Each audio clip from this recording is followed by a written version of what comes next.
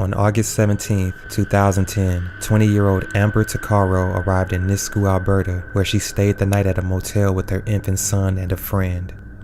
The next day, Takara wanted to head into nearby Edmonton, so she decided to hitchhike, and an unknown man in the truck picked her up. While in the truck, Amber was on a recorded phone call with her brother, who was serving time at the Edmonton Remand Center. During the 17-minute call, Amber sounded nervous and was concerned with the direction that the man was driving. She said things like, "You better not take me any place I don't want to go." Then suddenly, the voices became inaudible and the line went dead. That was the last time anyone heard from Takara. 2 years after her disappearance, the Royal Mounted Canadian Police released 61 seconds of the call in the hopes that someone would recognize the mysterious man's voice. In a complete coincidence, 4 days after the audio was released, the partial skeletal remains of Takara's body were found by people on horseback at a farm in Leduc County, about 17 minutes away from the hotel where she stayed. The RCMP admitted that they mishandled the first stages of the disappearance, which is an example of Canada's problem with unsolved murders and disappearances of Aboriginal women, but they are still hoping that someone will recognize the voice of Takara's killer so that they can face justice.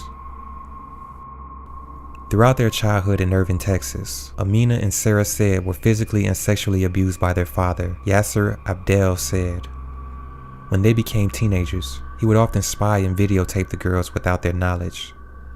They were not allowed to have boyfriends, yet both of them, now 17 and 18, started secretly dating. On Christmas Eve 2007, Yasser found out. He waved a gun around, and Amina and Sarah fled the house to their mother's workplace. That night, the three women and the girls' boyfriends ran away to Tulsa, Oklahoma. They got an apartment, and one of the boyfriends found a job.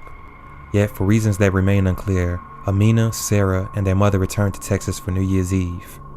The next day, Yasser convinced his daughters to go to lunch with him. In his taxi, he drove them to a hotel parking lot and shot them. Then he got out of the car and walked away. Once the girls were out of the car, one of them called 911. A dispatcher with the Irving Fire Department tried desperately to get their address, but the girl on the phone faded in and out, saying that she was dying and that her father had shot her. An hour later, the bodies of the teen girls were found after someone reported seeing a body slumped over in the passenger seat of a cab. After murdering his daughters, Sid took all the money from his savings account and fled. He is still at large and is currently on the FBI's 10 most wanted list. On the afternoon of September 18, 2014, the 911 dispatcher in Belle, Florida, received a call from a man who instantly blurted out, "Yes, ma'am. I just shot my daughter and shot all my grandkids, and I'll be sitting on my step. And when you get here, I'm going to shoot myself." The dispatcher got more information from the man, who identified himself as Don Spirit and gave his address. He said that he had shot his daughter and 6 of his grandchildren, one of them an infant. When the dispatcher tried to get him to stay on the line, he became angry. Finally, Spirit said that he'd be waiting on the back porch for police to arrive. Then he hung up. After the police arrived, there was a brief exchange before Spirit shot himself. Inside the home, police officers found the bodies of Spirit's 28-year-old daughter and her 6 children, who ranged in age from 2 months to 9 years old. Amazingly, the mass murder wasn't the only time that Spirit was responsible for the death of a family member. In 2001, he was hunting with his 8-year-old son Kyle when he pointed out some rust on the end of his rifle. When Kyle looked at it, the gun fired, hit the boy in the head, and killed him instantly. Spirit was given 3 years for possession of a firearm by a convicted felon. Apparently, he had a felony marijuana conviction in 1998. At 11:45 p.m. on April 4, 1991, Angela Marie Hammond, 20 years old, called her boyfriend, Rob Schaefer, from a payphone in the parking lot of a grocery store. She told him that she wouldn't be coming over as originally planned. Instead, she was going home to take a bath.